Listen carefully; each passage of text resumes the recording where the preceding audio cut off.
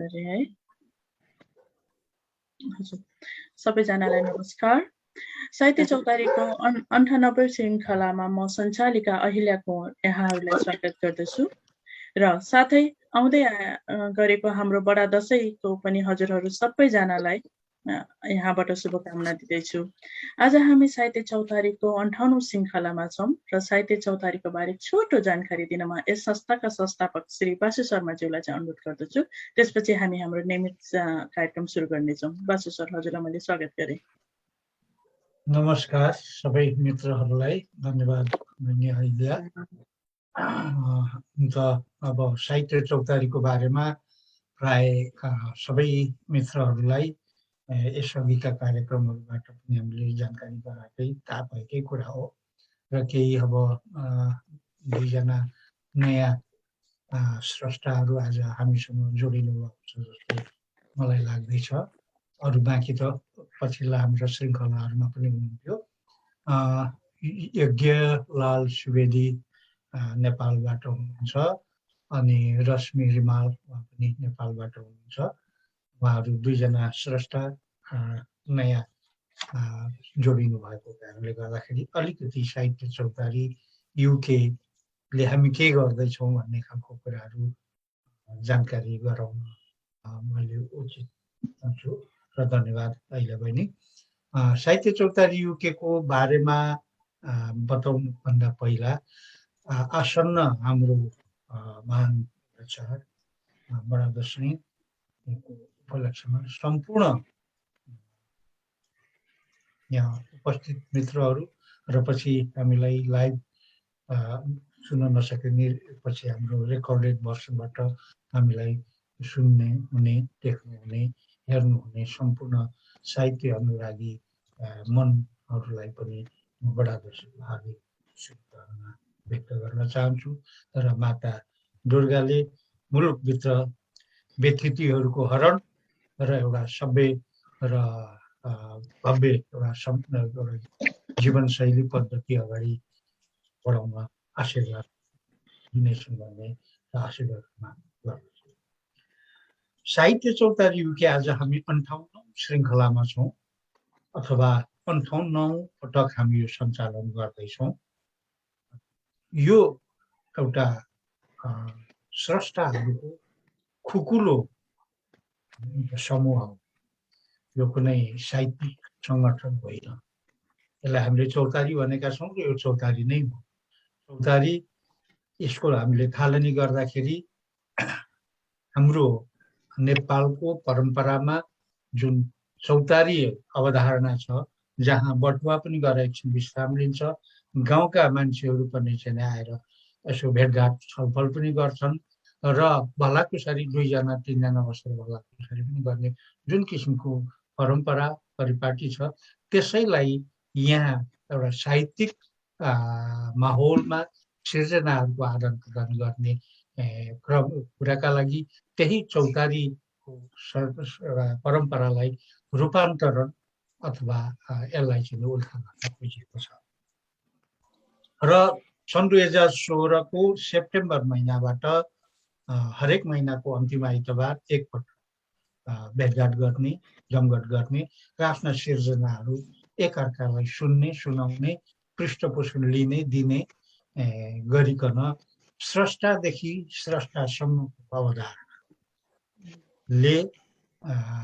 सहविकासको ध्येयका साथ एकले अर्कोलाई सहयोग पनि गर्ने ध्येयका साथ अगाडि बढ्दै आएका छौँ। बिचमा यो कोरोनाको महामारीले 3 महिना हामी रोक्यौँ। कोरोनाभन्दा अगाडिसम्म हामी भौतिक रूपमै स्थानीय एउटा लाइब्रेरीमा महिनामा एकचोटि भेट भएर आफ्ना रचनाहरू वाचन गर्ने, श्रवण गर्ने गर्थ्यौँ। यो कोरोनाको कारणले सामाजिक दूरी कायम गर्नुपर्ने कारणले गर्दा 3 महिना जति हामी रोकिनु पर्यो। पछि प्रविधिको उपयोग गरेर हामी यसरी भर्चुअल माध्यमबाट एक आपसमा जोडिएका छौँ, जसले एक अर्को अर्थमा हामीलाई सहज पनि गराएको छ।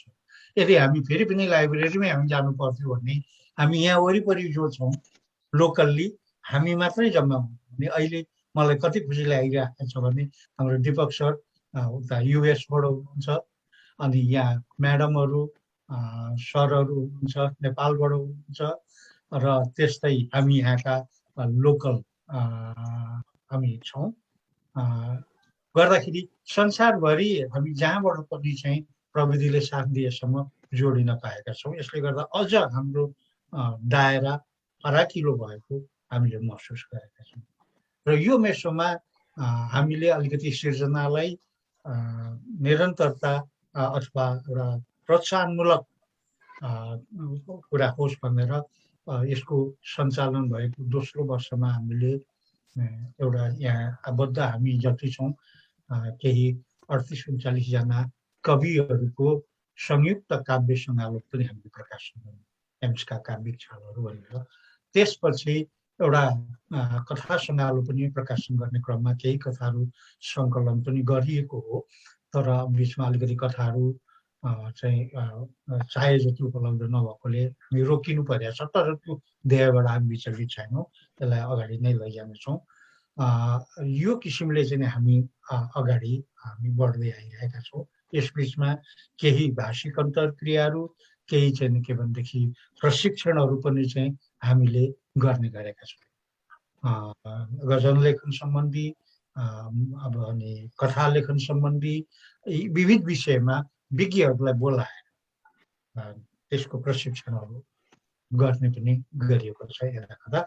र सँगसँगै विभिन्न भनौँ न वरिष्ठ स्रष्टाहरूलाई ल्याएर गजल विशेष, कविता विशेष पनि गरियो।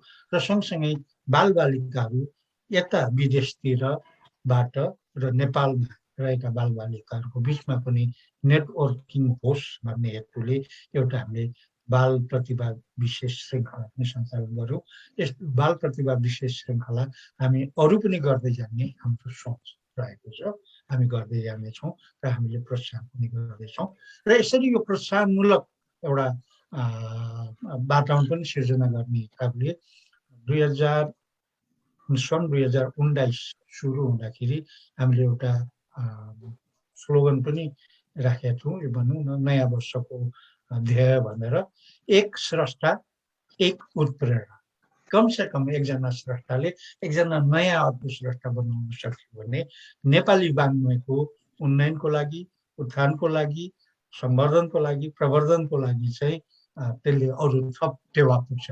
किन म एकजनाले 4वटा कविता लेखेँ भने अर्को एकजना मैले तयार गरेँ भने अर्को 4वटा थपेर 8वटा कविता चाहिँ फुल्न पाउँछ यो बागमा, यो बगैँचामा भन्ने हाम्रो धारणा हो। र यो हाम्रो ध्येय अहिले पनि कायम छ।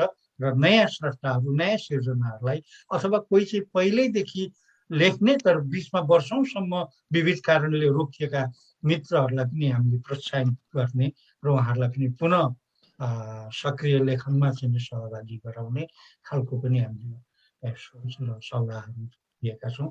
र खुसी यस मानेमा छ कि अहिले हामी 5 वर्ष पुरा गरिसकेका छौँ। 5 वर्षमा केही साथीहरू, नयाँ साथीहरू पनि सशक्त कलम बोकेर अगाडि आउन थालिसकेको छ, नयाँ सिर्जना हुन थालिसकिएको छ। रोकिएका साथीहरू पनि आउन थाल्नु भएको छ। र यसो हुँदाखेरि त्यस मानेमा हामीलाई गर्व पनि लाग्छ। यिनै उद्देश्यहरूका साथ हामी चाहिँ अगाडि बढ्दैछौँ। अब म यहाँहरूसँग अहिले मैले यो सारा चाहिँ कुरो गरिरहँदा कथाको जुन प्रसङ्ग उठाएँ, कथा केही रोकियो शब्दहरू आवश्यक भए जति कथा सङ्कलन नभएको कारणले त्यसमा के अरे मित्रहरू कथा सङ्गालोमा सहभागी हुन चाहनुहुन्छ भने प्लिज हामीलाई कथाहरूसहित सुझाव पनि दिनुहोला र कथाहरू पनि उपलब्ध गराउनु होला। तर यसमा एउटा कुरो के छ भने हामीले यहाँ भन्नै पर्छ, लाज नमानिकन भन्नुपर्ने, पटक्कै धप नमानिकन लाज नमानिकन भन्नुपर्ने के भने हाम्रो प्रकाशनको शैली भनेको जसले जति पेज अकुपाई गर्छ त्यो बराबरको दामासहीले रकम आफैले बिहोर्ने हिसाबले। किन हामीसँग त अरू कुनै फन्ड छैन, कवि टु काव्य सङ्गालो निकाल्दा पनि मैले 10 पेज ओगटेको छु भने 10 पेज बराबरको दामासहीले पर्न आउने मैले बिहोरेँ। 7 पेज ओगट्नेले 7 पेजको यो हिसाबले समग्र लास्टमा जति चाहिँ त्यसको रकम हुँदै जान्छ त्यो अनुसारको हामीले आफैले बेहोरेर निकाल्ने यो एउटा संयोजनकारी भूमिका मात्रै साहित्य चौतारीले गर्ने र आफूले बेहोरेर निकाल्ने यो खालको सोच र धारणाले हामीले काम गरेका छौँ र कथा सङ्ग्रहको लागि कथा सङ्ग्रहको लागि पनि त्यही मोडेल हामीले चाहिँ नै फलो गर्नुपर्ने हुन्छ। अब त्यसमा यदि अन्यथा मैले बोलेको भए माफ पाऊँ, अब त्यो गर्नु भन्नुहुन्थ्यो कि हुँदैन थियो होइन, अब त्यसरी जानुहुन्थ्यो कि हुँदैन थियो। तर हामी कुनै संस्था होइन, सङ्गठन होइन, हामी सदस्यता बापतको एक सुका एक पेनी पनि हामी कसैसँग सङ्कलन गर्दैनौँ। अहिले यो जुम नै पनि हामीले किन्नु पर्यो भने 159 पाउन्ड पर्छ वर्षको। त्यो चाहिँ नि 159 पाउन्ड तिर्ने अब कि चाहिँ कसैले डोनेट गर्नु पर्यो होइन भने संस्थासँग नभएको कारणले गर्दाखेरि अहिले बहिनीले आफ्नो निजी यो जुमको चाहिँ नै लिङ्क प्रयोग गरिराख्नु भएको छ। उहाँले कसरी यसको प्रबन्ध गर्नु भएको छ उहाँ जान्नुहुन्छ। उहाँले यो चाहिँ जुमको त्यो खर्च पानी सबै व्यवस्था गरेर अनि उहाँले यो जुम उपलब्ध गराउनु यस्तो अवस्थामा भएको हुनाले प्रकाशनको शैली थियो। साथीहरूको साथ सहयोग प्रेरणा प्रोत्साहन र समर्थन भयो भने कथा सङ्गालो पनि निकाल्नुला, मुक्तक सङ्गालो पनि निकाल्नुला, गजल सङ्गालो पनि निकाल्नुला, फेरि कविता सङ्गालो निकाल्नुला र छन्द कविताको सङ्गालो निकाल्ने पनि ठुलो रहर छ। मलाई यहाँ अहिले मैले यहाँ देखुन्जेलसम्म मैले थाहा पाएको है, यदि मेरो जानकारी यहाँहरूमध्ये जानकारीभन्दा बाहिर यहाँहरूले त्यो खालको गर्नुहुन्छ भने हाम्रो गङ्गाजी अहिले एकजना अर्को मित्र आउँदै हुनुहुन्छ दुष्यन्तजी लन्डनबाट चाहिँ उहाँहरू छन्दमा निकै सशक्त कलम चलाइराख्नु भएको छ र उहाँहरूका पनि त्यस्ता छन्द कविताहरू पनि प्रकाशनमा आउनुपर्छ भन्ने मेरो धारणा हो र अरू थुप्रै साथीहरू जोडिनु भने त्यसमा जान सकिन्छ भन्दै अब धेरै गन्थन नगरौँ, कवितामै बोलौँ, सबैजनाले मुक्तकमै बोलौँ, गजलमै बोलौँ होइन, छन्द कवितामै बोलौँ भन्दै फेरि पनि चाहिँ आसन्न बडा दशैंको हार्दिक हार्दिक हार्दिक मङ्गलमय शुभकामना व्यक्त गर्दै मेरा बधाई टोक्छु। धन्यवाद। धेरै धेरै धन्यवाद हाम्रा यस संस्थाका संस्थापक श्री बासु शर्माज्यूलाई उहाँको अमूल्य शब्दको लागि र उहाँले पनि भनिसक्नुभयो, मैले पनि भन्छु कि यहाँहरू सबैलाई बडा दशैं तथा तिहारको हार्दिक मङ्गलमय शुभकामना। यसपछि हामी यो रेकर्डरलाई भएकोलाई चाहिँ नि हामीले फेसबुकमा राख्नेछौँ। टेक्निकल प्रब्लम भनौँ अथवा के भनौँ, यो मेरो ल्यापटपले आज फेसबुक लाइभमा जान दिएन, नभए पनि हामी फेसबुक प्लस नेपाल लिङ्कबाट चाहिँ हामी लाइभमा जाने गर्थ्यौँ पहिला चाहिँ नि। र अर्को कुरा मैले यहाँ भन्न चाहेँ, एउटा उद्घोषिकाको नाताले यहाँ कसैलाई पनि यो उहाँ पहिला उहाँ दोस्रो भनेर राखेको छुइनँ। मैले मेरो स्क्रिनमा जो देख्छु उहाँलाई रेदमली मैले नाम बोलाएर आफ्नो रचना वाचन गर्ने अवसर दिनेछु। यदि कोहीलाई एकदमै हतार छ, एकदमै केही छ भने चाहिँ मलाई प्लिज जानकारी पाऊँ, त्यसको लागि चाहिँ म उहाँलाई पहिलो प्राथमिकता दिनेछु। साथै यति भन्दै मैले मेरो स्क्रिनमा हाम्रा साथीहरू मित्रहरूलाई जोडिरहेको देखेको छु। यहाँ हुनुहुन्छ अमितजी, हामी साथमा हुनुहुन्छ, उहाँ पनि एउटा वरिष्ठ साहित्यकार उहाँ मान्छु मैले उहाँलाई हुनुहुन्छ। त्यस्तै अवतारी साइलाजी आउनुभएको छ, नानु राणाजी आउनुभएको छ, अनि बिनु बाबाजी हुनुहुन्छ। उहाँहरू सबैलाई स्वागत गर्दै आजको यस कार्यक्रमलाई मैले सुरुवात गर्न चाहे मोहन आचार्य जलज्यूबाट। मैले उहाँलाई किन भने अघि नै उहाँलाई मैले हजुरको मुक्तक सुनौँ न भनेर भनेको थिएँ, म लेख्दैछु भन्नुभएको थियो, त्यसकारण मैले उहाँको रचनाबाट चाहिँ आजको कार्यक्रम सुरुवात गर्न चाहे। मोहनजी, हजुरलाई स्वागत गर्छु। धन्यवाद। नमस्कार सम्पूर्ण साहित्यिक सर्जकप्रति। आज 58औं श्रृङ्खला अन्तर्गत म आफ्नो सृजना वाचन गर्न गइरहेको छु। यहाँप्रति हार्दिक आभार गर्दै मेरो सृजना वाचन गर्न चाहन्छु। साहित्यिक विधा कोपिला।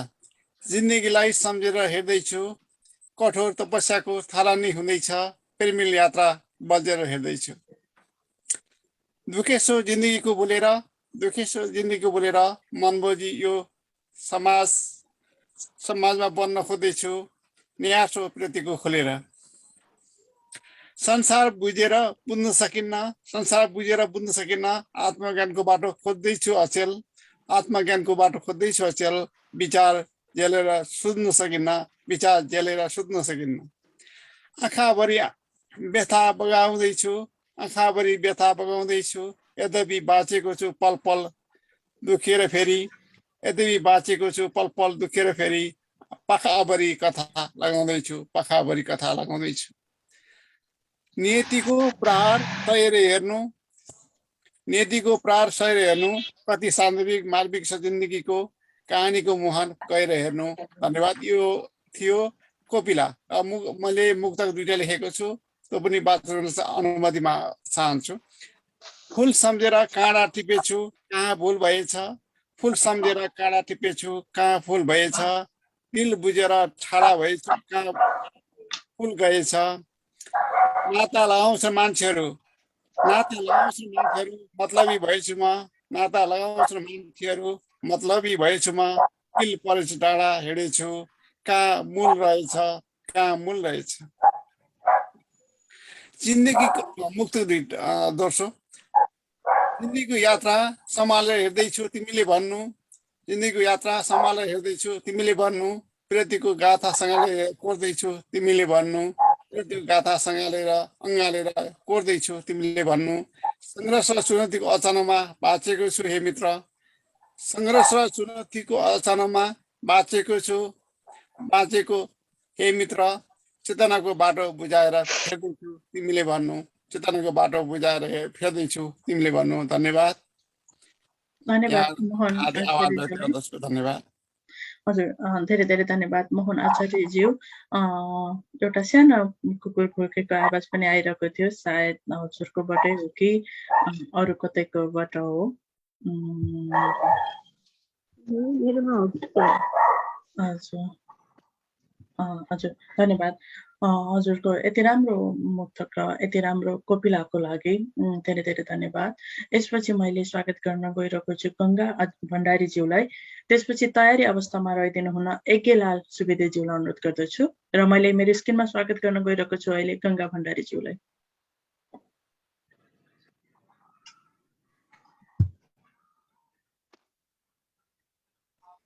धन्यवाद अहिल्याजी। म गङ्गा भण्डारी स्विडेनबाट। आज पनि मैले एउटा छन्दकै कविता लिएर आएको छु। कविताको शीर्षक छ मेरो विगत तर अहिले। यो चाहिँ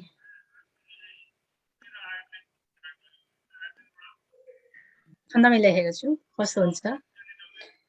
म जन्मे पहाडी धरा कन्दरामा, र हुर्के म खेल्दै पखेरा गरामा, हिमाली चरीले पिसाए कहानी सुनि साथमा नाच्दथिन् गीत रानी। बिहानै रवि रङ्ग पर्दा अनौठो त्यही रङ्गमाला लिँदै हिम पानी। बिहानै रवि रङ्ग पर्दा अनौठो शैलेन्द्र लालित्य बन्द सुनौलो, त्यसै रङ्गमा राडिँदै हिम पानी, त्यसै रङ्गमा लाडिँदै हिम पानी। ती झरनासँगै नाच्दथिन् गीत रानी, ती झरनासँगै नाच्दथिन् गीत रानी।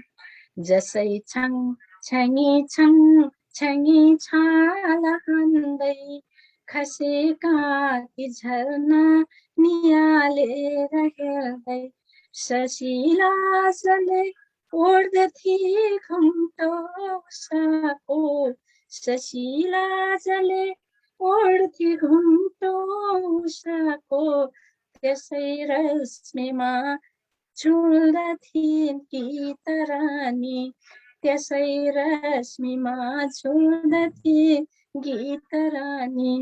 बिहानै जहाँ लेकले भर्छ लाली, उसैले सफा उषाले सफा पार्छ ढोई पखाली चराचर बिराए सुसङ्गीत भर्दा केही दमा नाच्दथ्यो जवानी केही दमा नाच्दथ्यो जवानी छाडेर आए छुटाला सुधाको चाह भोग्ने सिर्जनाको नमिल्नु नयाँ के नभूत चाह र तृष्णासँगै गीतमै दुख्छ आज र तृष्णासँगै गीतमै दुख्छ आज। धन्यवाद। हजुर, धेरै धेरै धन्यवाद। यति मिठो छन्द कविताको लागि हजुरले गाएर सुनाइदिनु भयो।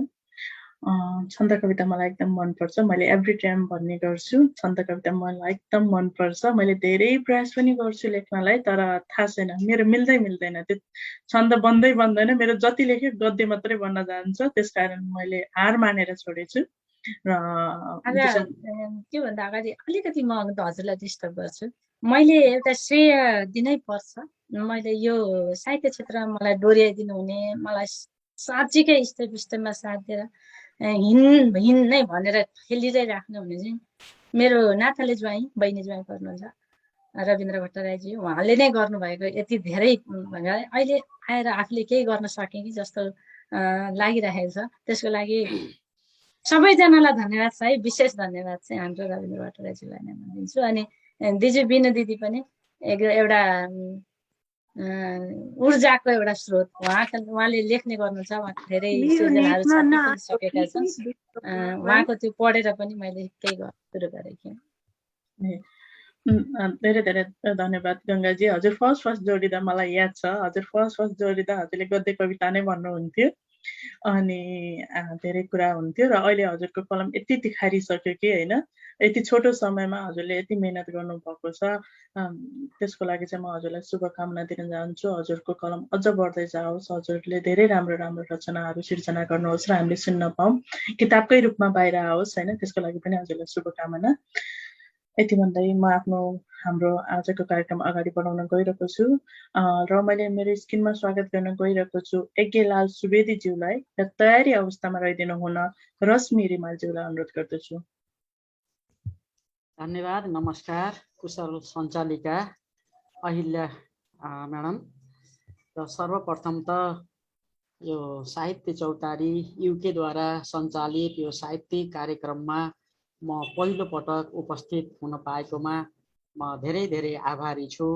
र यहाँहरू विदेशी भूमिमा रहेर पनि एउटा संस्था जन्माएर यो संस्था मार्फत नेपाली साहित्य, कला र संस्कृतिको उन्नयनमा यहाँहरूले जुन भूमिका निर्वाह गर्नुभएको छ त्यसको लागि मुक्त कण्ठले म प्रशंसा गर्न चाहन्छु। र म मेरो कवितातिर लाग्दछु। र म यज्ञलाल सुवेदी, म नेपाल बुटोल रूपन्देहीबाट हो। र छन्द कविता विशेष गरी यो मैले शार्दुल विक्रेडी छन्दमा लेखेको छु र बिर्सिएर बिर्सिन्छ र भन्ने शीर्षक छ। मेरा यी नसामा बहन्छ सहजै नेपालको रक्त नै, मैले फेर्दछु श्वास नित्य रूपमा नेपालकै श्वास नै। टेक्ने भूमि यही भए अरू कतै खोजेर भेटिन्छ र, यो नेपाल सधैँ रहन्छ मनमा बिर्सेर बिर्सिन्छ र। आमा बाबु जसै बसे मनभरि उस्तै छ मेरो धरा, खाना बास कपास दिन्छ यसले लिन्छौँ सदा आसरा। मेरो यो मुटुको अकाट्य ममता जोखेर जोखिन्छ र, यो नेपाल सधैँ रहन्छ मनमा बिर्सेर बिर्सिन्छ र।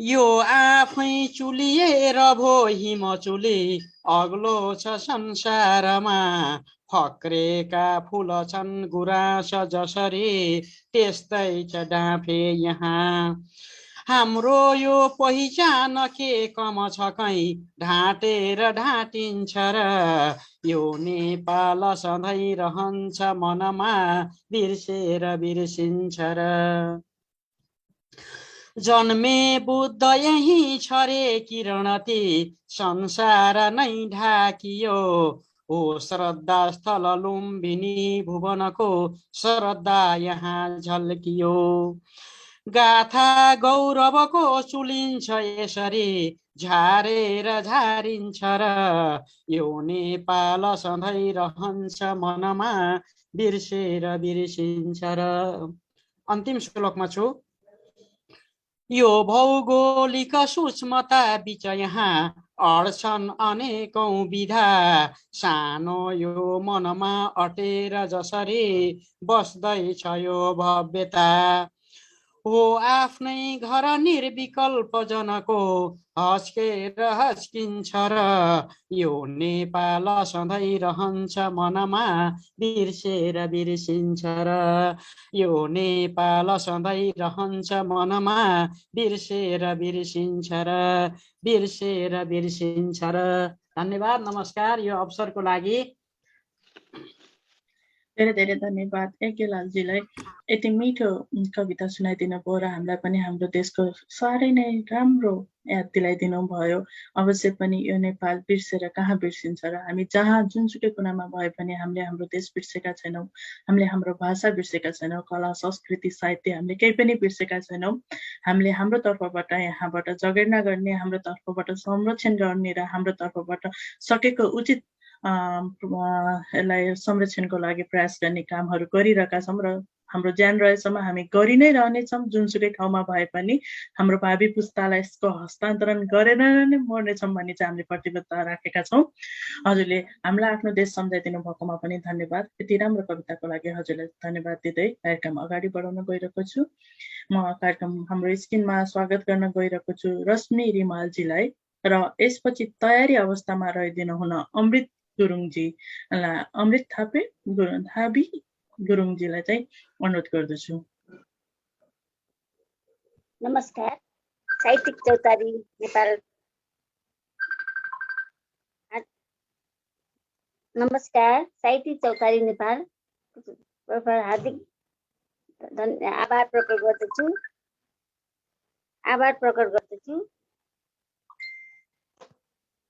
मलाई कविता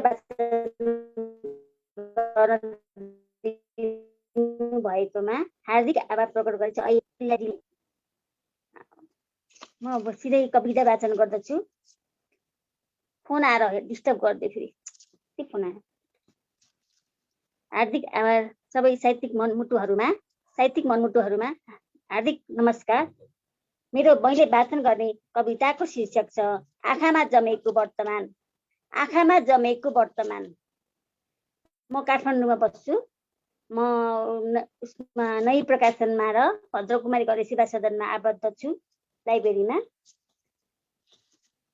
मेरो कविताको शीर्षक छ आँखामा जमेको वर्तमान इतिहासहरू सुरक्षित छन् त्यहाँ मैले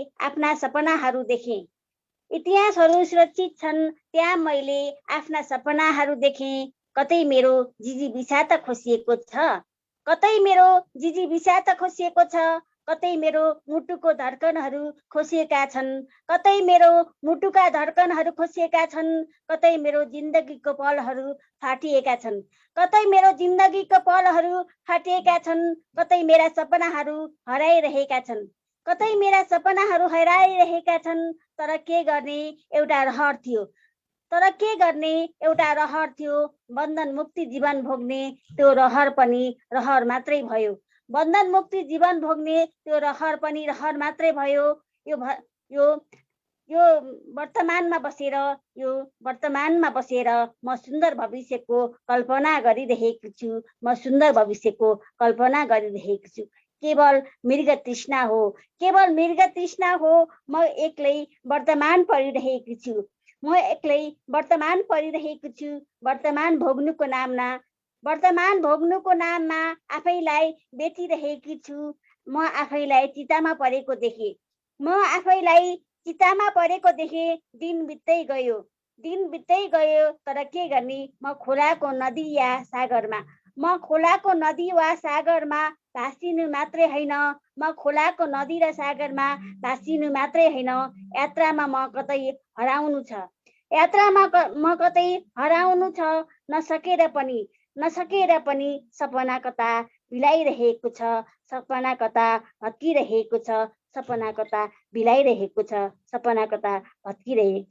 हार्दिक नमस्कार, हार्दिक आभार प्रकट गर्दछु। धन्यवाद रश्मि रिमालजी। हजुरको पहिलोचोटि यो गर्दाखेरि केही साउन्ड प्रब्लम भएको थियो, मलाई एकदम साउन्ड के भएको होला भन्ने लागेको थियो, तर तपाईँले यस्तो राम्रो कविता वाचन गर्नुभयो, म त एकदम सुनै भएँ। हजुरलाई धेरै धेरै धन्यवाद। र फेरि पनि हजुरलाई हाम्रो साहित्य चौतारीमा स्वागत गर्न पाऊँ भन्ने आशाका साथ प्रत्येक महिनाको अन्तिम आइतबार यही समयमा हामी यसरी नै जमघट हुनेछौँ होइन।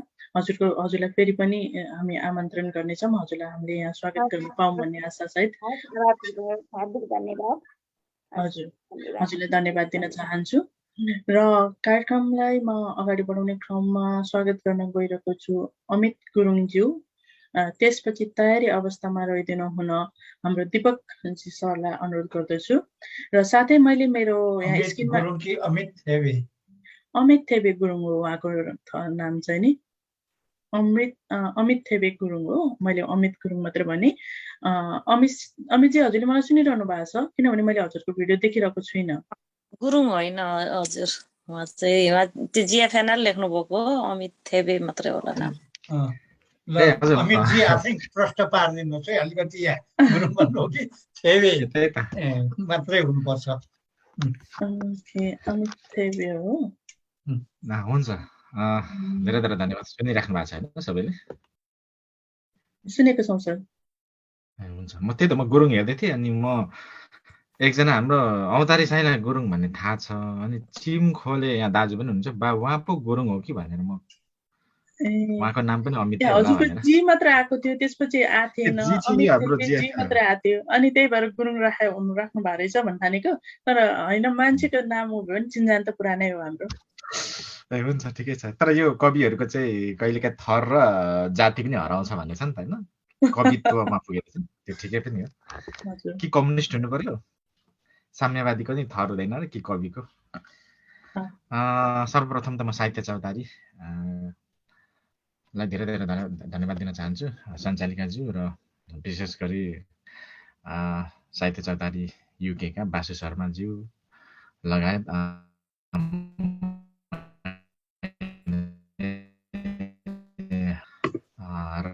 यो 58औं श्रृङ्खलामा आइपुग्दाखेरि यो सेप्टेम्बरबाटै सुरु भएर रहेछ भनेपछि करिब ठ्याक्कै 5 वर्ष भएछ।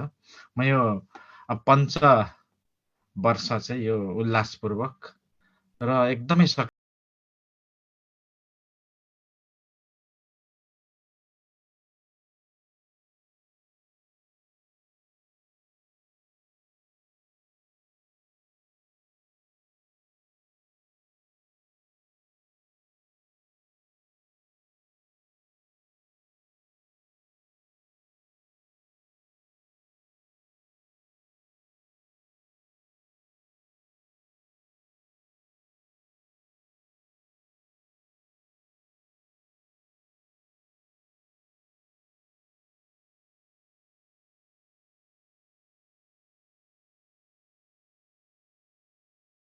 कृषकहरू यो उधौली विशेष गरी पनि यही मङ्सिर पूर्णिमै परेको हुनाले म तमाम यो राष्ट्र पर्वको उपलक्ष्यमा र नेपाल सम्बत पनि पर्छ न्युदय भिन्तुनमा लगायत तमाम, अब हामी त एकदमै धनी भएको हुनाले, चाडपर्व पनि धनी भएको हुनाले म साहित्यिक जगतमा म शुभकामना व्यक्त गर्दै म विलम्ब नगरी एउटा यो चाहिँ अब आई डोन्ट नो विषयवस्तुभन्दा बाहिर जान्छ भने होला एउटा कविता सुनाउन चाहे। यो छोटो छ, यो फुलको जाल शीर्षकमा छोटो कविता यहाँ माझ राखेँ। फुलको जाल। अघि अघि अघि अघि अघि अघि अलि हिँड्दा फेस देखिएन, मोबाइल मिलाउन हुन अनुरोध गरेँ मैले। अब देखियो? स्वर सुन्यो भने हुन्छ भन्ने हो? अब देखियो। ए हुन्छ। फेरि मैले सुरु गरेँ। फुलको जाल। अघि अघि अघि अघि अघि अघि हिँड्दा हिँड्दै पछि पछि पछि परे फुलको तीरले भेदेपछि मुटु। फुलेको छ आँखानेर, फुलेको छ आँखानेर, यसरी न टिप्न सक्छु आँखाले नै, न सिउन सक्छु मनले नै, न सार्न सक्छु, न मार्न सक्छु, न भिजाउन सक्छु, न रिझाउन सक्छु, न छेउमै फुल्न सक्छु, न निम्मै भुल्न सक्छु। जोडले सुइरिएको न छ फुल, फुलको पखेटा पलाएर उडी जाला, फुलको खुट्टा उम्रेर हिँडी जाला, बरु फुलकै हातमा म पनि एउटा पात भएर घुम्दै घुम्दै घुम्दै घुम्दै झरिदिउला। धन्यवाद। कति राम्रो कविता अमितजी। म त नसिद्धै नै हुन्थ्यो भनी सोचिरहेको थिएँ। अझ त्यसमा अझ माथि केही फुलहरूका केही वर्णनहरू, केही अरू अङ्गहरू पनि पलाएर त्यसमा जाओस् भनी चाहिँ मलाई लागिरहेको थियो। तर तपाईँको यति छोटो मिठो कविताको लागि धेरै धेरै धन्यवाद। नाममा के राखेको छ र? हजुर एउटा साहित्यकार हो, मैले अघि नाम गलत गरेँ, त्यसको लागि पनि म हजुरसित क्षमा माग्दै हजुर हाम्रो कार्यक्रममा आइदिनु भयो। यही नै हाम्रो लागि धेरै ठुलो कुरा हो र हजुरको कविताहरू पहिलादेखि नै मलाई एकदम मन पर्थे हैन, अनि अहिले पनि मलाई हजुरको कविताहरू एकदमै राम्रो लाग्यो। त्यसको लागि हजुरलाई धेरै धेरै धन्यवाद। यस्तै अब कार्यक्रम अगाडि बढाउने क्रममा म स्वागत गर्न गइरहेको छु दीपक मुटधारीज्यूलाई। एन्ड देन त्यसपछि चाहिँ तयारी अवस्थामा रहिदिन हुन नानुमाया थापाज्यूलाई अनुरोध गर्दछु। धन्यवाद छ बहिनी। कहिले आउँछु कहिले आउँदिन, यो महिनामा एक दिन हुने कार्यक्रममा आउन रहर हुँदा हुँदै पनि यो विदेशको बाध्यता यस्तै हुँदो रहेछ कहिले कहिले।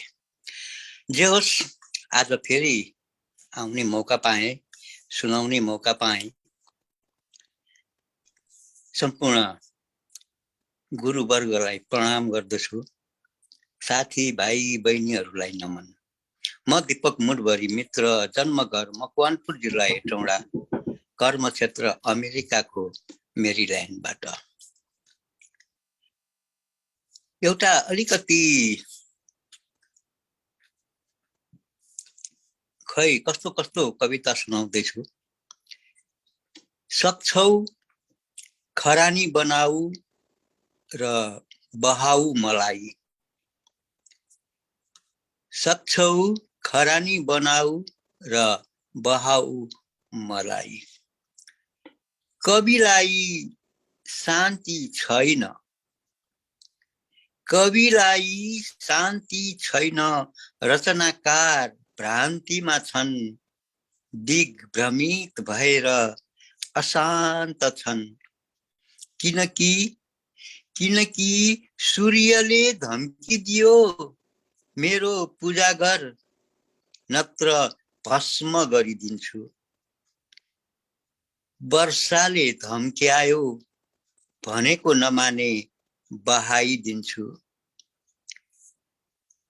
बाढीको अवतार लिएर अस्तित्व तेरो मेटाइदिन्छु।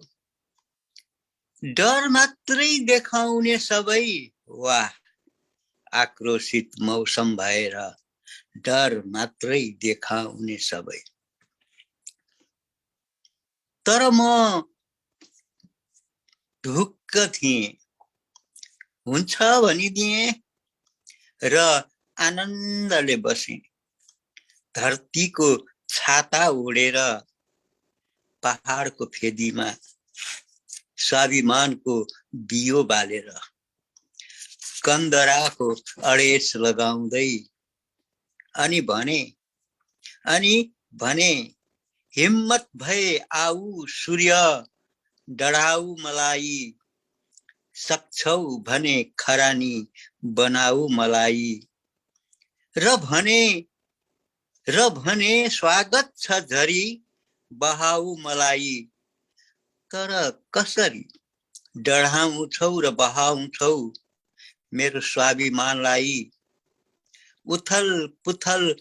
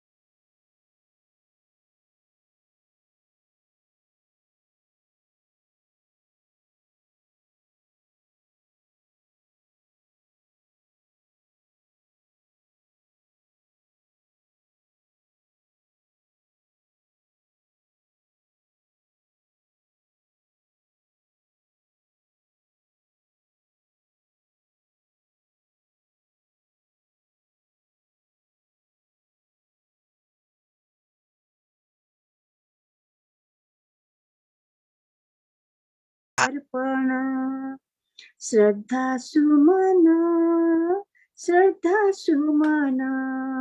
राष्ट्र कवि माधव गर्छु अर्पण राष्ट्र कवि माधव गर्छु अर्पण।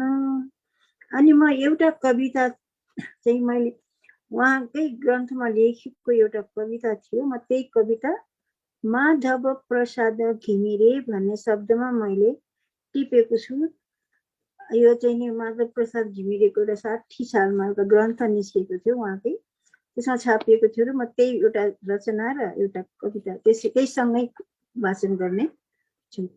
माहुरीले रस मधुको धरतीले अन्न जलको, माहुरीले रस मधुको धरतीले अन्न जलको वर्षाएर गुण लाए झैं, माहुरीले रस मधुको धरतीले अन्न जलको वर्षाएर गुण लाए झैं प्रखर साहित्य रसले सारा नेपाली हृदय सिंच्ने, प्रखर साहित्य रसले सारा नेपाली हृदय सिंच्ने 10 करोडौं नेपालीका प्रिय कवि, प्रखर साहित्य रसले सारा नेपाली हृदय सिंच्ने 10 करोडौं नेपालीका प्रिय कवि घिउ कुमारी हौ तिमी, 10 करोडौं नेपालीका प्रिय कवि घिउ कुमारी हौ तिमी, मिठासपूर्ण गीतहरूका रेखी रेखी गुनगुनाएछौ तिमी, मिठासपूर्ण गीतहरूका रेखी रेखी गुनगुनाएछौ तिमी।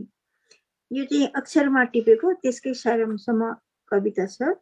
माहुरीले मधुरस दिए झैं, माहुरीले मधुरस दिए झैं साहित्यको नदी बहायो, माहुरीले मधुरस दिए झैं साहित्यको नदी बहायो, देवताले के माग्छस् भनी सोधे पनि, देवताले के माग्छस् भनी सोधे पनि नेपालकै हितमा शान्ति सुरक्षा होस्, नेपालकै हितमा शान्ति सुरक्षा होस् भनी मनमा मागौला भन्ने चाह मनमा राख्यौ, देवताले के माग्छस् भनी सोधे पनि नेपालकै हितमा शान्ति सुरक्षा होस् भनी मागौला भन्ने मनमा चाह राख्यौ। हे नेपालका सच्चा सपूत, हे नेपालका सच्चा सपूत लाख लाख वन्दना तिमीमा, हे नेपालका सच्चा सपूत लाख लाख वन्दना तिमीमा, यस्तै यस्तै सद्भावना जागिरहोस् सब जनमनमा, यस्तै यस्तै सद्भावना जागिरहोस् सब जनमनमा, यस्तै यस्तै सद्भावना जागिरहोस् सब जनमनमा। हार्दिक श्रद्धासुमन माधव घिमिरेमा। हार्दिक धन्यवाद। सकियो चाहिँ कविता। धेरै धेरै धन्यवाद उर्मिलाजी, हजुरलाई चाहिँ राम्रो कविताको लागि हाम्रो कविहरूले सम्झिदिनु भयो कविता मार्फत, त्यसको लागि धेरै धन्यवाद। र कार्यक्रमलाई अगाडि बढाउने क्रममा म स्वागत गर्न गइरहेको छु बिनु बाबा घिमिरेज्यूलाई। त्यसपछि तयारी अवस्थामा रहिदिनु हुन रविन्द्र भट्टराईज्यूलाई अनुरोध गर्दछु। धन्यवाद आयोजकज्यू। र म यो साहित्य चौतारीमा सहभागी हुनु पाउँदा साह्रै खुसी लागेको छ। र मेरो आजको कविताको शीर्षक छ छिमेकी हँसाए। यी मेरा नयन लौ अगोरै रसाए, नहुँदा नि ठाउँ नदी नै बगाए, नहुँदा नि ठाउँ नदी नै बगाए, सबै नै छ प्यारा बनेका तगारा, लुकेरै छिपेरै छिमेकी हँसाए, लुकेरै छिपेरै छिमेकी हँसाए। बढी नै छ हल्ला नपच्ने कुराको, कसैमा छ शङ्का यो देशै पुराको, बढी नै छ हल्ला नपच्ने कुराको, कसैमा छ शङ्का यो देशै पुराको। त्यो मेरो र तिम्रो सबैले बढाए, त्यो मेरो र तिम्रो सबैले बढाए, लुकेरै छिपेरै छिमेकी हँसाए, लुकेरै छिपेरै छिमेकी हँसाए। कतै देश फेर्ने कतै भेष फेर्ने, कतै देश फेर्ने कतै भेष फेर्ने कतै केश फेर्ने कतै मेच फेर्ने कतै शब्द फेर्दा यी आँखै रसाए कतै शब्द फेर्दा यी आँखै रसाए लुकेरै छिपेरै छिमेकी हँसाए लुकेरै छिपेरै छिमेकी हँसाए। हस् त फेरि पनि सम्पूर्ण साहित्यकारहरूमा म नमस्कार गर्न चाहन्छु र यो साहित्य चौतारी युकेबाट सञ्चालित यो कार्यक्रममा फेरि पनि सहभागी हुन पाऊँ। नमस्कार। धेरै धेरै धन्यवाद बिनु बाबाज्यूलाई उनको यति मिठो कविता गायनको लागि। र म स्वागत गर्न गइरहेको छु अगाडि हाम्रो रविन्द्र भट्टराईज्यूलाई र तयारी अवस्थामा रहिदिनु हुन चिमखोले खाइलाज्यूलाई अनुरोध गर्दछु।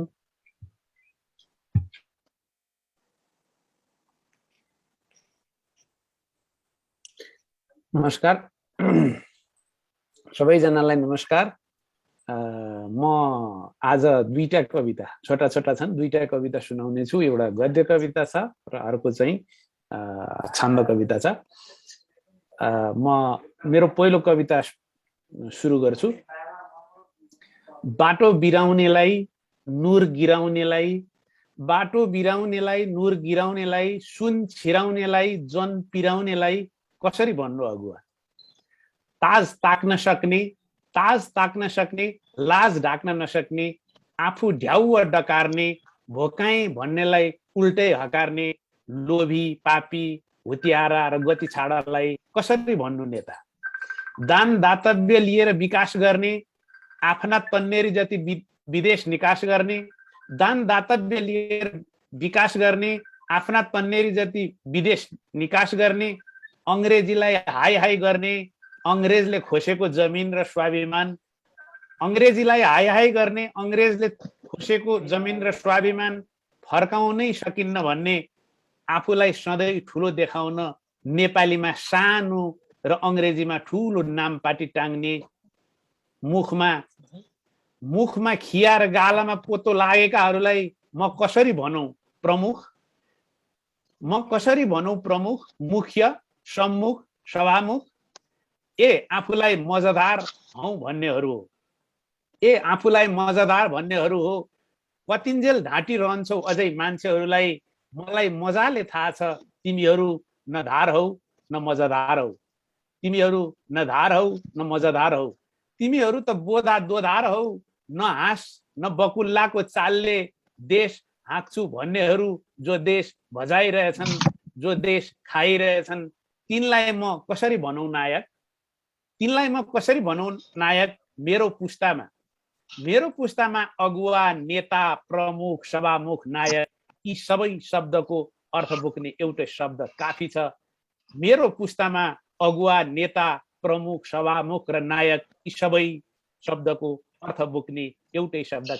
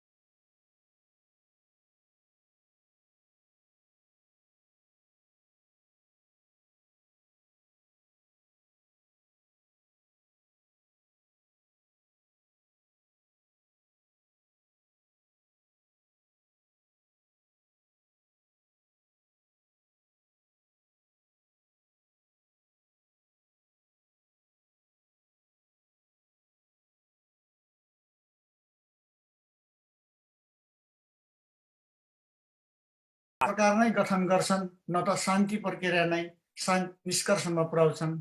यस्ता जनविरोधी नेतालाई लात्ती मात्र किन फुटबल पनि खेल्नुपर्छ। भ्रष्टाचार निर्मूल गर्ने वकालत गर्ने नेताहरू न त तस्करी नै रोक्छन् न त भ्रष्टाचार नै निर्मूल पार्छन्। भ्रष्टाचार निर्मूल गर्न वकालत गर्ने नेताहरू न त तस्करी नै रोक्छन् न त भ्रष्टाचार नै निर्मूल पार्छन्। यस्ता भ्रष्टाचारी नेतालाई फुटबल मात्र किन सर्वोच्च सहित जन्म कैद गर्नुपर्छ।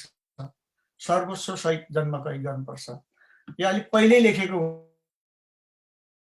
होला। यो सान्दर्भिक चाहिँ अलि 2-4 वर्ष पहिला अलि धेरै सान्दर्भिक थियो। आज अलि सान्दर्भिक मिलेन होला। तर पनि नेताजीहरूलाई चाहिँ अलिकति गाली गौलस गरेको छु। हाम्रो भतराईजी र मुटबरीज्यूको अलि सभ्य भाषामा थियो। मेरो चाहिँ अलिकति अलि लाउरे भएको कारणले होला अलिक सोझै प्रहार गरेको छु। म अर्को कविता वाचन गर्न गइरहेको छु। कविता युकेको जिन्दगी कविता सङ्ग्रहबाट नै लिएको छु। एक सुको नलगी जान्छन् कविताको शीर्षक छ। एक सुको नलगी जान्छन्। कोही जन्मन्छन् यो संसारमा नरपिचास बनेर आफू पनि मारिन्छन् अरूलाई पनि मार्छन्। कोही जन्मन्छन् यो संसारमा नरपिचास बनेर आफू पनि मारिन्छन् अरूलाई पनि मार्छन्।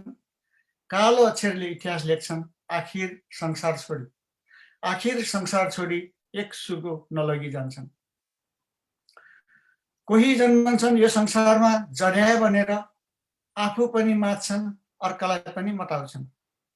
कोही जन्मन्छन् यो संसारमा जड्याए बनेर आफू पनि मात्छन् अर्कालाई पनि मटाउँछन्। मुटु कलेजो खत्तम पार्छन् घर परिवारलाई दुःख दिन्छन्। आखिर संसार छोडी एक सुको नलगी जान्छन्। कोही जन्मन्छन् यो संसारमा जुवाडे बनेर आफू पनि जुवा खेल्छन् अर्कालाई पनि जुवा खेलाउँछन्। कोही जन्मन्छन् यो संसारमा जुवाडे बनेर आफू पनि जुवा खेल्छन् अर्कालाई पनि जुवाडे बनाउँछन्। धन सम्पत्ति खत्तम पार्छन् परिवारलाई रुवावासी बनाउँछन्। आखिर संसार छोडी एक सुको नलगी जान्छन्।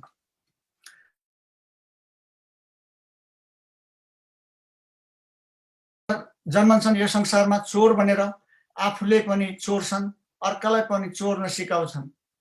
कोही जन्मन्छन् यो संसारमा चोर बनेर आफूले पनि चोर्छन् अर्कालाई पनि चोर्न सिकाउँछन्। देश र समाजलाई दुःख दिन्छन् इष्टमित्रको इज्जत कालो बनाउँछन्। आखिर संसार छोडी एक सुको नलगी जान्छन्। कोही जन्मन्छन् यो संसारमा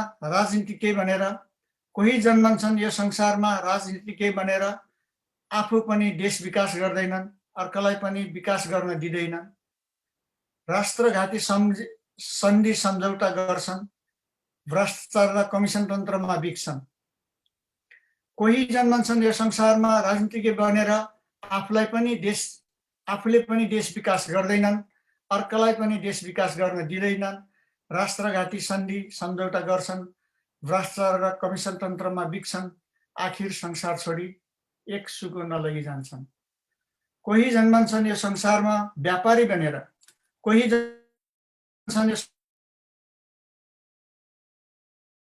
पनि कालोबजारी गर्न सिकाउँछन्। कोही जन्मन्छन् यो संसारमा व्यापारी बनेर आफू पनि कालोबजारी गर्छन् अरूलाई पनि कालोबजारी गर्न सिकाउँछन्।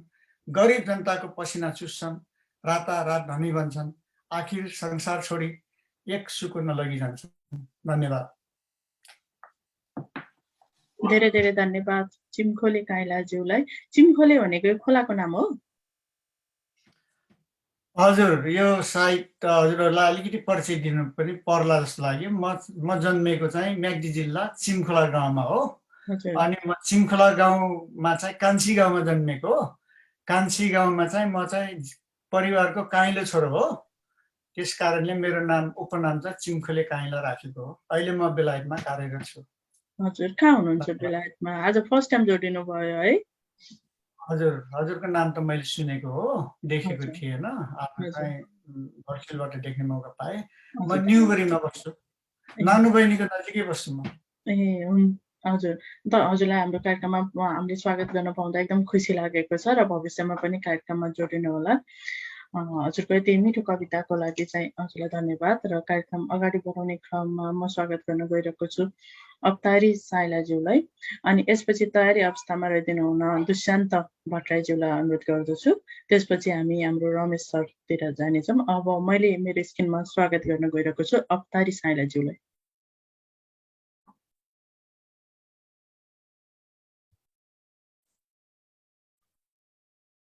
अवतारी साइलाज्यू हजुरले हामीलाई सुनिरहनु भएको छ?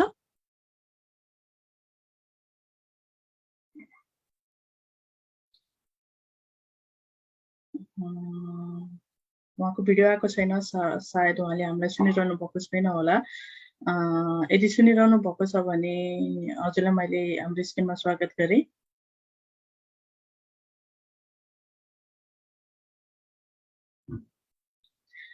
उहाँले हामीलाई केही रेस्पोन्स दिइरहनु भएको छैन, उहाँलाई मैले मेसेज लेख्नेछु। र अब हामी चाहिँ स्वागत गर्न गइरहेको छौँ दुष्यन्त भट्टराईज्यूलाई। तयारी अवस्थामा रहिदिनु हुन हामीले रमेश सरलाई अनुरोध गर्दछु।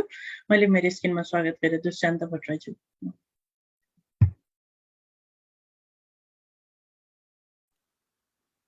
नमस्कार सबैलाई। म आज जोडिन अलिक ढिला भयो, अर्को एउटा कार्यक्रममा थिएँ, यताबाट अनि यता जोडिएँ। अघि नै दसैँको शुभकामना भन्नुभयो अहिल्याजीले। म अब त्यही शुभकामनाको मान राख्दै एउटा दसैँ कविता सुनाउँछु। कालो शक्ति विरुद्धको विजयको यो चाड हो, आश हो, नेपाली जनभावना हृदयको यो सत्य विश्वास हो। आशीर्वाद सदैव मान्य जनको संकल्प संवाहक हाम्रो चाड दसैँ सधैँ हृदयमा आनन्दको दायक। जो रामायण पढ्छ आज दुनिया मात्रै कथा होइन, मर्यादा कसरी गरिन्छ मनले देखावटी होइन।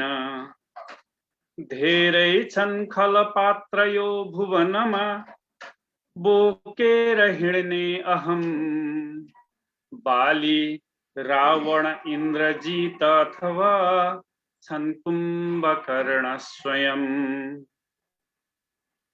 त्यही रामायण भित्र पात्र गतिला छन् राम सीता पनि, आस्था लक्ष्मण साथमा भरतको शत्रुघ्नको जीवनी।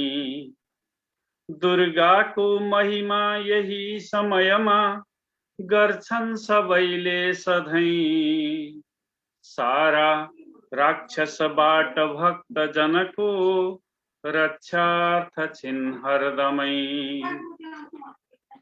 टाढाका परिवार बन्धु सबको यो भेटको पर्व हो, माया प्रेम बढाउने सुजनमा सम्मान सन्दर्भ हो।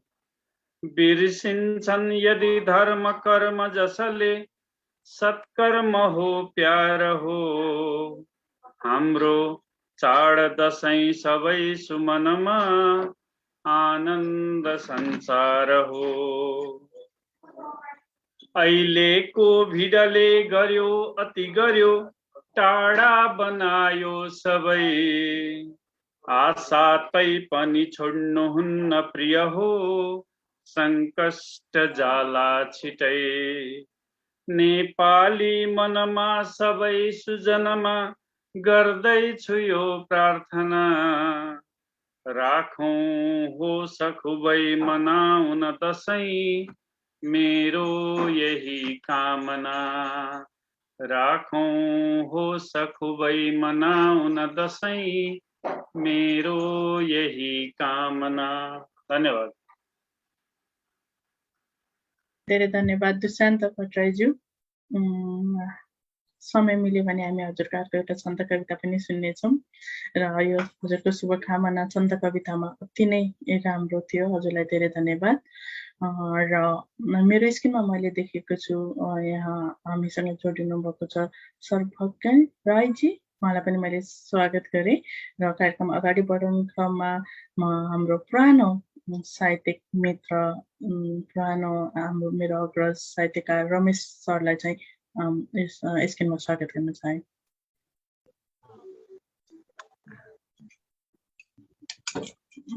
रमेश सर हजुरको म्युट छ। नमस्कार सबै साहित्य अनुरागी मनहरू। एउटा सानो जानकारी, यो मेरो वाचन सुरु गर्नुभन्दा अगाडि मेरो आमा चाहिँ यतिखेर जीवन मरणको सङ्घर्षमा उहाँ ओछ्यानमा हुनुहुन्छ। उहाँलाई भेट्न भनेर म नेपाल गएको थिएँ। करिब 1 महिनाको उहाँसँगको बसाइ पश्चात भर्खरै मात्रै फर्किएको हुँ र उहाँको स्थिति प्रतिदिन खस्कँदछ। उहाँको स्वास्थ्यको शीघ्र स्वास्थ्य लाभ होस् र भन्दै उहाँको आरोग्यता र दीर्घायुको कामना गर्दै मैले 2वटा मुक्तकहरू लेखेको छु। आज म तिनै 2टा मुक्तकहरू वाचन गरेर यहाँहरू समक्ष प्रस्तुत गर्ने विचार गर्दैछु र समय मिल्यो भने पछि पुरानै भए नि कुनै अरू गजल वाचन गरौँला। तर अहिलेलाई मैले यही 2टा मुक्तक चाहिँ प्रस्तुत गर्ने अनुमति मागे। उज्यालै छ कि अँध्यारो भयो समय हेर्दैछु। उज्यालै छ कि अँध्यारो भयो समय हेर्दैछु। पल्टाई कुण्डली उदय अनि अस्तय हेर्दैछु। पल्टाई कुण्डली उदय अनि अस्तय हेर्दैछु। दर्किन्छ झरी थर्किन्छ छानो यो मध्य भदौमा। दर्किन्छ झरी थर्किन्छ छानो यो मध्य भदौमा। बाँधेर हात म टुलु टुलु प्रलय हेर्दैछु। बाँधेर हात म टुलु टुलु प्रलय हेर्दैछु। यो मेरो पहिलो मुक्तक उहाँको सम्झनामा। र दोस्रो पनि लगभग यस्तै खालकै छ। उर्लेको बाढी छ सामुन्नेमा बाटोले ठाउँ छोड्यो। उर्लेको बाढी छ सामुन्नेमा बाटोले ठाउँ छोड्यो। सर्किँदैछ भित्तो घरको माटोले ठाउँ छोड्यो। सर्किँदैछ भित्तो घरको माटोले ठाउँ छोड्यो। हेर्दैछु बसी म टुलु टुलु आँधी र हुरीलाई। हेर्दैछु बसी म टुलु टुलु आँधी र हुरीलाई। अड्याउने धुरी छानाको एउटा पाटोले ठाउँ छोड्यो। अड्याउने धुरी छानाको एउटा पाटोले ठाउँ छोड्यो। हस् त यति भन्दै मैले यसलाई यहीँ विसर्जन गरेँ। नमस्कार। धेरै धेरै धन्यवाद रमेश सर हजुरलाई। हजुरलाई मेरो स्क्रिनमा देख्दाखेरि मलाई एकदम खुसी लागेको थियो। धेरै पछि हजुरसँग यसरी भेट्ने मौका मिलेको थियो मलाई र हजुरको यस्तो मार्मिक कुरा सुन्दाखेरि मलाई एकदमै दुःख लागेको छ। हजुरको आमाको शीघ्र स्वास्थ्य लाभको कामना गर्दछु। मेरो व्यक्तिगत रूपमा तथा साहित्य चौतारीको हाम्रो पारिवारिक रूपमा पनि हजुरको आमाको स्वास्थ्य शीघ्र लाभ होस् भन्ने चाहिँ म भगवानसँग प्रार्थना गर्दछु।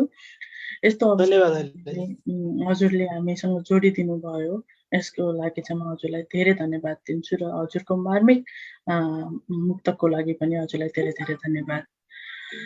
साथै हामीसँग जोडिनु भएको छ सर्वधन राई जी। हजुरको भिडियो खोल्न मिल्छ भने हजुरको भिडियो हामीले हेर्न पाऊँ, मिल्दैन भने हजुरको रचनाको लागि चाहिँ मैले हजुरलाई स्वागत गरेँ। सर्वधन राईजी।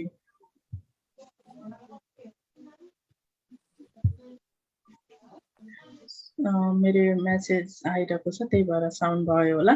सर्वधन राईजी हजुरले हामीलाई सुन्नुभएको छ?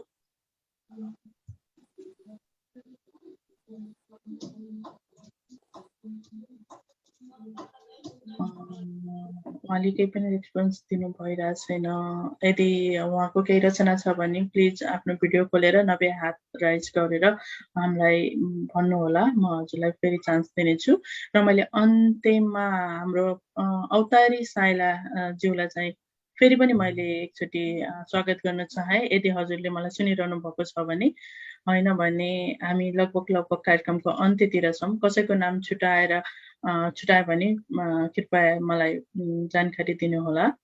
मलाई लाग्छ मैले सबैजनालाई आज अवसर दिएँ र लगभग हामी 1.5 घन्टा 1 घन्टा 45 मिनट जति चाहिँ हामी साथमा बसिसकेको छौँ। त्यसकारण मैले चाहिँ नि अब हजुरहरू कसैले एकजना अथवा दुईजनाले दोहोऱ्याउन चाहनुहुन्छ भने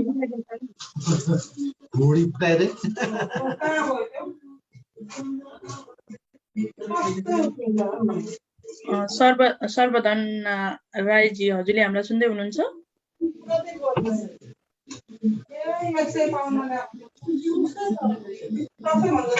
हजुर, सरी, उहाँको ब्याकग्राउन्ड मात्रै नोइज आइरहेको थियो, उहाँले हामीलाई फर्काउनु भएन।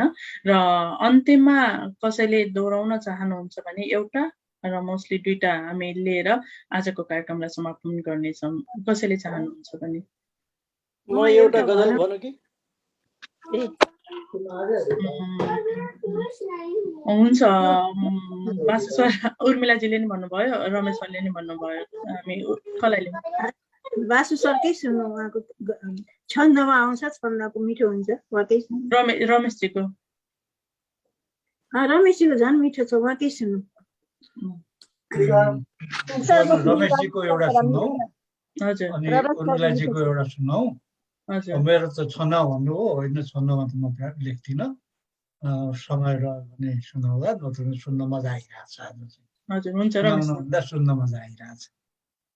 ल त धन्यवाद दोहोऱ्याउने मौका दिनुभएकोमा। यो चाहिँ मेरो गजलको भाकामा छ है। केही फेर बदल र थप घट भएछ, केही फेर बदल र थप घट भएछ, कसैको निवासमा जमघट भएछ, कसैको निवासमा जमघट भएछ, केही फेर बदल र थप घट भएछ। बुढाबालाई आराम दिने कि नदिने, बुढाबालाई आराम दिने कि नदिने, छलफल हुँदा ठुलो खटपट भएछ, छलफल हुँदा ठुलो खटपट भएछ, कसैको निवासमा जमघट भएछ। बाबै थिए ढुक्क उनको बोली बिक्छ, बाबै थिए ढुक्क उनको बोली बिक्छ, तर सब थोक यस्तो झटपट भएछ, तर सब थोक यस्तो झटपट भएछ, केही फेर बदल र थप घट भएछ। बाले पानी अगुवा पछुआ बोलाए, बाले पानी अगुवा पछुआ बोलाए, बर्दलीमै कुरीले छलकपट भएछ, बर्दलीमै कुरीले छलकपट भएछ। ल यो अन्तिम शेर हो। बिथुल्यो कचरी बिचैमा अचानक, पिथुल्यो कचरी बिचैमा अचानक, जब ठुलो पुली धरपकड भएछ, जब ठुलो पुली धरपकड भएछ, केही फेर बदल र थप घट भएछ, कसैको निवासमा जमघट भएछ। हस्त आज यसैले बिदा मागे।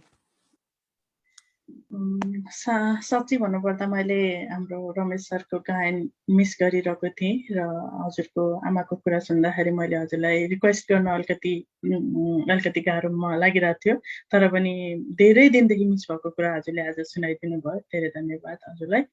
र अब हामी लगभग अन्त्यतिर छौँ र उर्मिलाजीको एउटा हामी रचना सुन्नेछौँ। त्यसपछि चाहिँ हामी बासु सरको लिएर कार्यक्रम आज अन्त्य गर्नेछौँ। उर्मिलाजी, हजुरलाई स्वागत गरे फेरि पनि। अहिल्याजी हार्दिक धन्यवाद। मेरो चाहिँ अलि साधारण छ, सिम्पल, अलि आध्यात्मिक जस्तै पनि छ। सुरु गरेँ।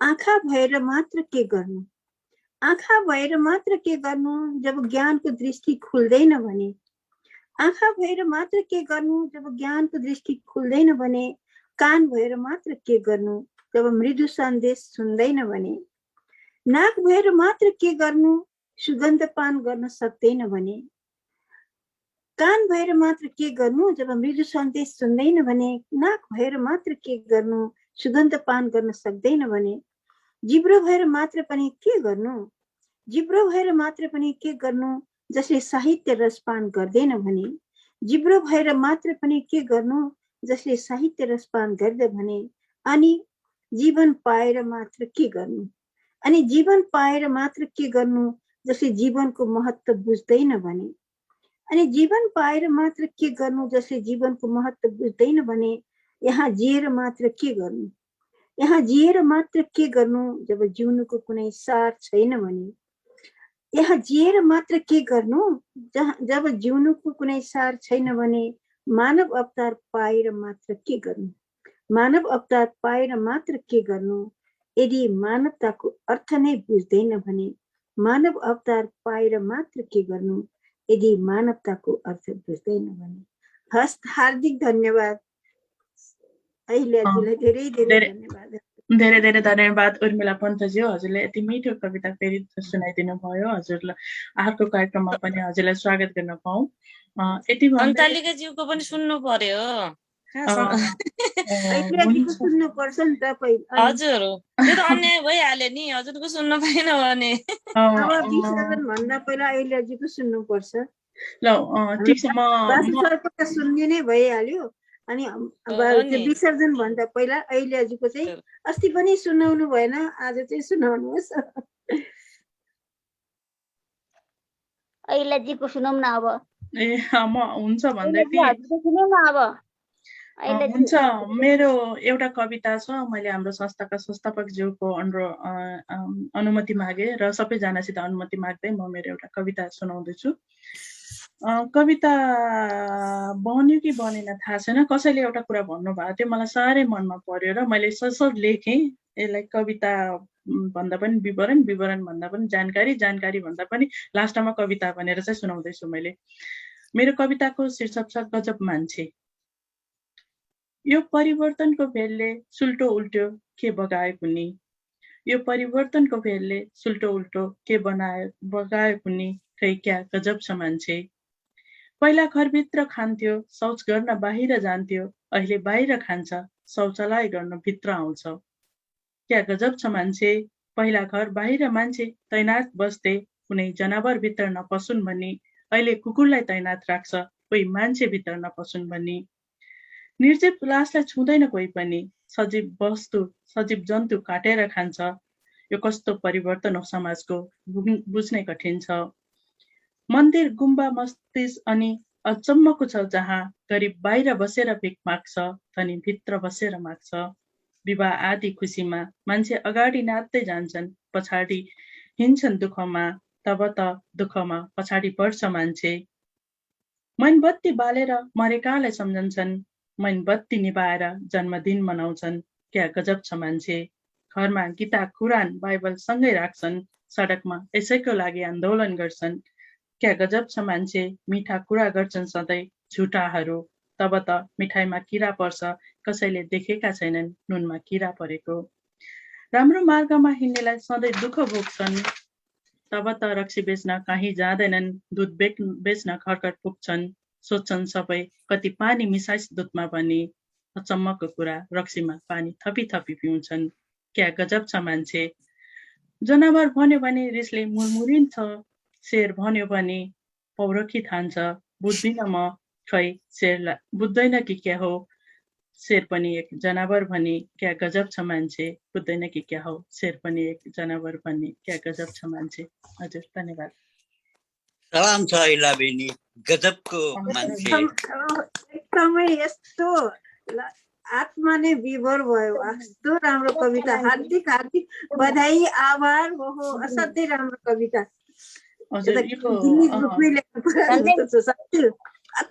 अहिल्या बहिनी अनुमति छ भने गजबको मान्छे खुच्चे कविता सुनाइदिउँ एउटा। झन्डै छुटेको हामी यस्तो मिठो कविता सुन्न। यो मैले एउटा प्रोग्राममा भनेको थिएँ के हुँदो रहेछ भने आफूलाई कविता अथवा कुनै कार्यक्रममा बोलाउँदाखेरि आफ्नो कविताहरू भन्न साह्रै मजा आउँदो रहेछ। अनि त्यो बेला चाहिँ अर्काको कविता सुनिदो रहन्छ कि अर्काको कविता आफ्नै कविता कसरी भन्नेमा हुँदो रहेछ। आफूले सञ्चालन गर्नुपर्दा चाहिँ अर्काको कविता असाध्यै ध्यानपूर्वक सुनिदो रहेछ। अनि यो चाहिँ एउटा फाइदा रहेछ। अनि हजुरहरूले मलाई चान्स दिनुभयो आफ्नो पनि बताउन। म त्यति तयारी गरेर भन्ने अवस्था मैले त्यो चाहिँ गरेको थिइनँ, प्र्याक्टिस चाहिँ होइन, खुइ लेखेँ, त्यही नै मैले सुनाइदिएँ। यसमा थोरै कमी कमजोरी भयो भने मैले माफी पनि माग्न चाहेँ। र मलाई कसरी के भन्दै हुनुहुन्थ्यो हाम्रो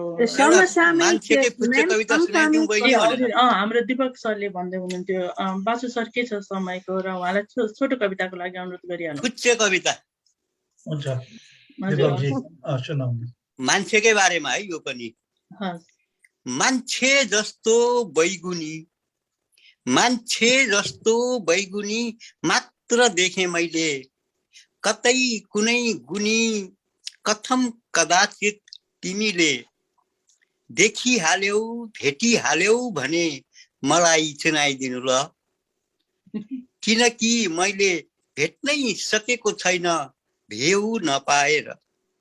देखेको छु त केवल छद्म भेषी आत्मा नभएका परमात्माहरू, खै कता पो लगेर रगड्ने हो यिनलाई मान्छे रूपी यी बैगुनी जन्तुलाई, मान्छे रूपी यी बैगुनी जन्तुलाई। यति मात्रै। हजुर धेरै धेरै धन्यवाद दिपकजीलाई यति मिठो कविताको लागि। र आज हामी कार्यक्रमको अन्त्यमा आइपुगिसकेका छौँ। साहित्य चौतारीको 58औं श्रृङ्खलासम्म आइपुग्दाखेरि म स्वयंले पनि केही सिकेको छु, अझ पनि सिक्ने क्रममा छु। तर पनि जति पनि सिकेको छु यो साहित्य चौतारीको देन हो। यसको लागि चाहिँ नि म साहित्य चौतारीलाई हृदयदेखि धन्यवाद दिन चाहन्छु। साथै यस संस्थाका संस्थापक बासु शर्माज्यू जो मलाई कबाट गसम्म लेखाउन सिकाउने प्रयास गर्दै हुनुहुन्छ र कबाट क ख ग घ ङसम्म पुग्यो होला, ग्यासम्म पुगिसकेको छुइनँ। यसको लागि पनि उहाँलाई प्रत्यक्ष रूपमा धन्यवाद दिन चाहन्छु।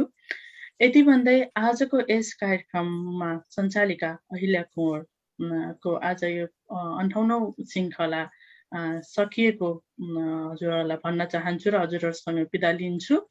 साथै अन्त्यमा आज जति पनि हाम्रो साहित्यिक साथीहरू, साहित्यिक मित्रहरू जोडिनु भएर आफ्नो रचनाहरू सुनाउनु भयो, उहाँहरूलाई धन्यवाद दिदिन हुन र आफ्नो रचना सहित यस संस्थाका संस्थापक श्री बासु शर्माज्यूलाई आजको कार्यक्रम पनि समापन गरिदिनु हुन अनुरोध गर्दछु। हजुरहरूसँग चाहिँ म सञ्चालिकाको रूपबाट चाहिँ बिदा माग्छु। धन्यवाद। धन्यवाद। एउटा कुरा भन्नु मन लागेको छ मलाई, आजको रेकर्ड राख्न मिल्छ मिल्दैन होला बासु सर? मैले रेकर्ड राखेको छु, मेरोमा फेसबुक लाइभ देखाएन, समथिङ केही टेक्निकल एप भनेर देखायो, सायद त्यसलाई डाउनलोड गर्नुपर्छ होला। अनि यो मैले कम्प्युटर चेन्ज गरेको भएर यस्तो भएको, मैले अर्को नयाँ कम्प्युटरमा आज सुरु गरेँ।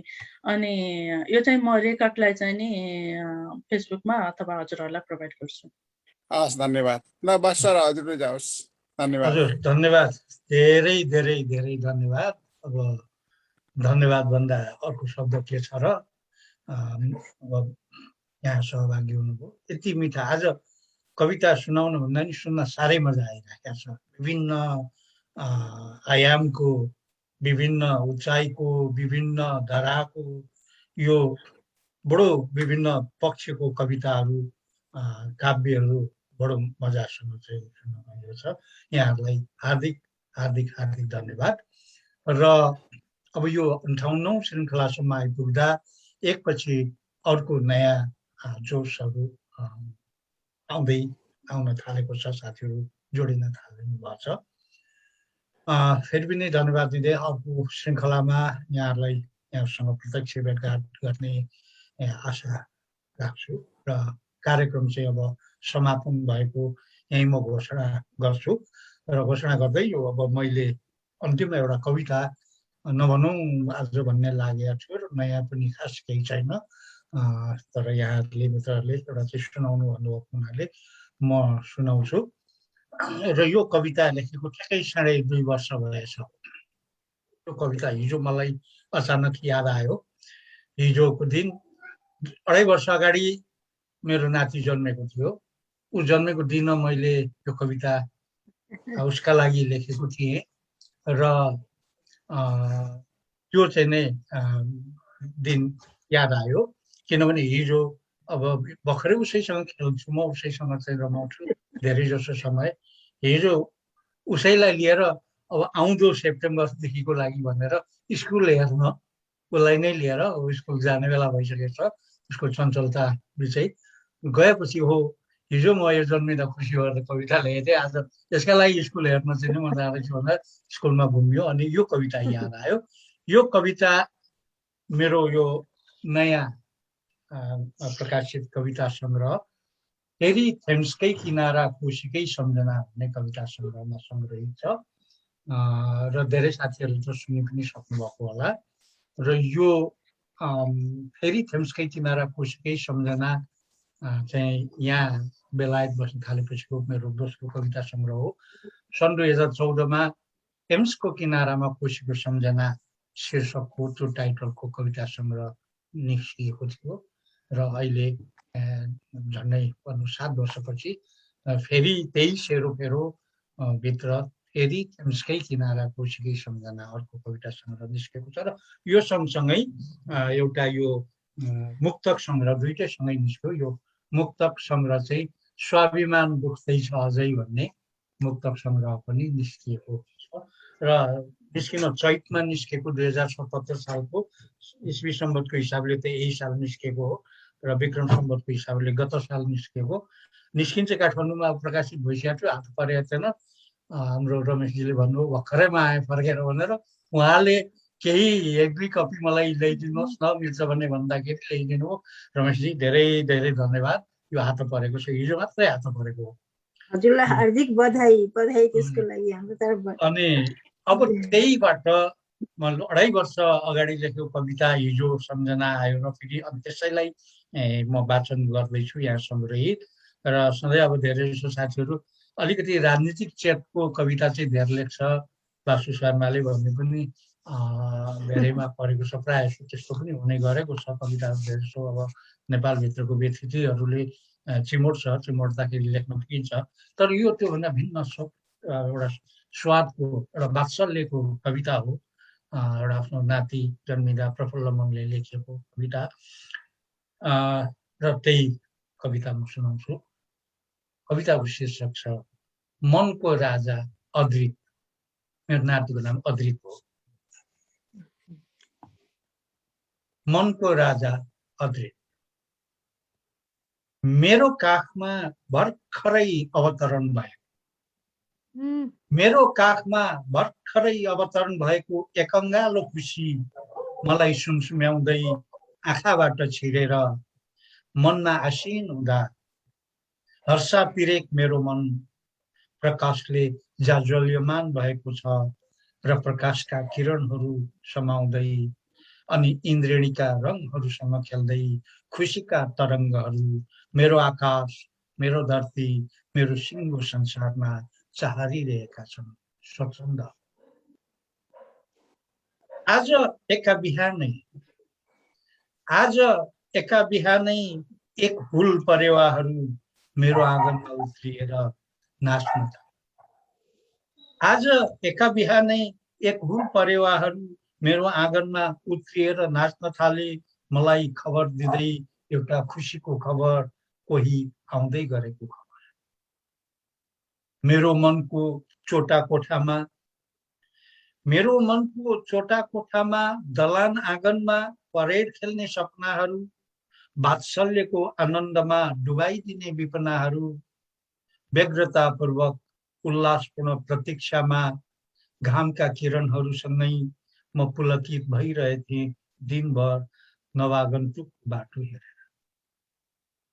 मनभरि जिज्ञासाहरू खेलिरहे, मनभरि जिज्ञासाहरू खेलिरहे, कस्तो होला त्यो नवागन्तुक, घाम जस्तो वा जुन जस्तो, धरती सजाउने हरियाली जस्तो वा मन मगमगाउने मन जगमगाउने दीपावली जस्तो, कस्तो, शीतल स्पर्श कि न्यानो हर्ष, जे होस् ऊ मायाको उत्कर्ष हो, जिन्दगीको निष्कर्ष हो। दिन ढल्कदै गर्दा नरम हुन थालेका घामका किरणहरूले मलाई कोट्याएर पर क्षितिजमा देखाए। गोधुली साँझमा झैं एउटा मधुरो आकृति सनै सनै मतिर बढ्न थाल्यो। उसका पदचापहरू सुनिन थाले। म ती पदचापहरूमा लट्टिएँ, सम्मोहित भएर हराएँ। असीम आनन्दको अनुभूतिसँगै, अजस्र स्नेहको प्रभावसँगै र क्षणभरमै मेरो काखमा बस्न आइपुग्यो मुस्कानको एउटा आकृति, मेरो मनमा राज गर्न थालेको मायाको लड्डु र आफ्ना नरम त्वचाका स्पर्शहरूले मलाई सुमसुम्यायो। मुहारमा, आँखामा र मनमा मैले मुटुभरि स्वागत गरेँ उसलाई, मेरो काखमा भर्खरै अवतरण भएको खुसीको आधारलाई, मनमुटुमा आधारितलाई, यो मनको राजा अद्रितलाई।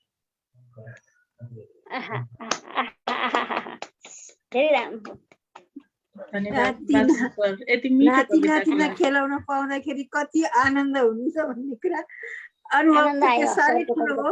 दीपक दाइले भर्खर पाउनु भएको छ। म त आनन्दित भएँ बासु सरको कविता सुनेर। मैले रेकर्ड चाहिँ स्टप गरिदिन्छु ल। स्टप गरिदिनु।